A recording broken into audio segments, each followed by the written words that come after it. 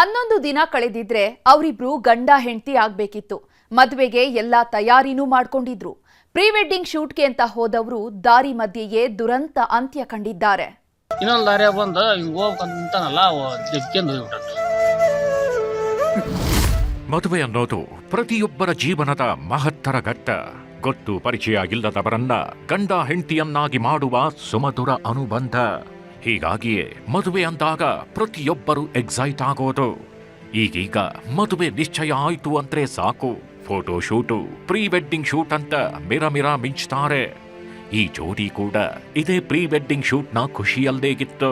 ದಿನವಿಡೀ ಕ್ಯಾಮರಾ ಮುಂದೆ ಪೋಸ್ ಕೊಟ್ಟವರು ಸಂಜೆ ಆಗ್ತಿದ್ದಂತೆ ಮನೆ ಕಡೆ ಮುಖ ಮಾಡಿದ್ರು.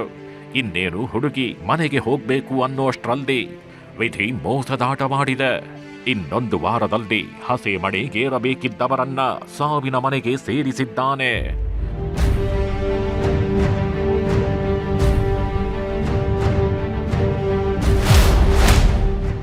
ಫೋಟೋ ಶೂಟ್ಗೆ ಹೋದವರು ಸೇರಿದ್ದು ಮಸಣ.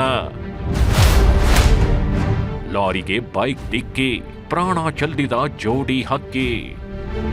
ಇದೇ ಕೊನೆ. ಇವರ ಮುಖದಲ್ಲಿದ್ದ ನಗು ಮತ್ತೆ ನೋಡೋದಕ್ಕೆ ಆಗ್ಲೇಗಿಲ್ಲ. ಕೊಪ್ಪಳದ ಹನುಮನಹಟ್ಟಿ ಗ್ರಾಮದ ಕರಿಯಪ್ಪ ಹಾಗೂ ಕರಗಂಟಿ ತಾಲೂಕಿನ ಮುಷ್ಟೂರು ಗ್ರಾಮದ ಕವಿತಾಳ ಮದುವೆ ನಿಶ್ಚಯವಾಗಿತ್ತು. ಡಿಸೆಂಬರ್ 20ರಂದು ಇವರಿಬ್ಬರು ಹಸೆ ಮಣೆಗೇರಬೇಕಿತ್ತು. ಹೀಗಾಗಿಯೇ ನಿನ್ನೆ ಪ್ರೀ ವೆಡ್ಡಿಂಗ್ ಶೂಟ್ ಮಾಡಿಸೋದಕ್ಕೆ ಹೋಗಿದ್ದಾರೆ. ಮುನಿರಾಬಾದ್ನ ಪಂಪಾವನ ಕೂಕನಪಳ್ಳಿಯ ಭೂತೇಶ್ವರ ದೇವಸ್ಥಾನದಲ್ಲಿ ಚಂದದ ಪೋಸ್ ಕೊಟ್ಟಿದ್ರು. ಸಂಜೆವರೆಗೂ ಕೈ ಹಿಡ್ಕೊಂಡು ಖುಷಿಯಾಗಿ ಹೆಜ್ಜೆ ಹಾಕಿದ್ರು. ಆದ್ರೆ ಇದೇ ಕೊನೆಯ ಹೆಜ್ಜೆಗಳು ಆಗೋದ್ವು.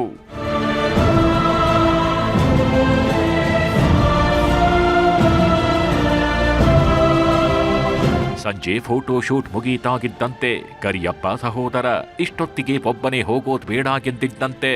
ಇಲ್ಲೇ ಸಂಬಂಧಿಕರ ಮನೆಯಲ್ಲೇಗಿರ್ಲಿ, ಬೆಳಗ್ಗೆ ಕವಿತಾಳನ್ನ ಬಿಟ್ಟು ಬರುವೆ ಅಂತ ಅಂದಿದ್ದಂತೆ. ಆದ್ರೆ ಕರಿಯಪ್ಪ ಯಾರ ಮಾತು ಕೇಳಿಲ್ಲ. ಈವಾಗ್ಲೇ ಬಿಟ್ಟು ಬರ್ತೀನಿ ಅಂತ ಹುಡುಗಿಯನ್ನ ಬೈಕ್ನಲ್ಲಿ ಹತ್ತಿಸಿಕೊಂಡಿದ್ದಾನೆ. ಚಿಕ್ಕ ಬೆಣಕಲ್ ಬಳಿ ಬರ್ತಾಗಿದ್ದಂತೆ ಗಾಡಿಯೊಂದನ್ನ ಓವರ್ಟೇಕ್ ಮಾಡೋದಕ್ಕೆ ಹೋಗಿ ಎದುರಿಗೆ ಬರ್ತಿದ್ದ ಲಾರಿಗೆ ಡಿಕ್ಕಿ ಹೊಡೆದಿದ್ದಾನೆ. ಗುದ್ದಿದ ರಭಸಕ್ಕೆ ಕವಿತಾ ಸ್ಥಳದಲ್ಲೇ ಪ್ರಾಣ ಬಿಟ್ರೆ ಕರಿಯಪ್ಪ ಮಾರ್ಗ ಮಧ್ಯೆಯೇ ಉಸಿರು ಚೆಲ್ಲಿದ್ದಾನೆ. ಗಾಡಿ ಒಂದು ಪಂಚರ್ ನಿಂತು ಬಿಡತ್ತೆ ಲಾರಿ. ಇನ್ನೊಂದು ಲಾರಿ ಬಂದು ಹಿಂಗೆ ಹೋಗ್ಬೇಕಂತಾನಲ್ಲ ಜಗ್ಗೆಂದು ಹೋಗ್ಬಿಟ್ಟ.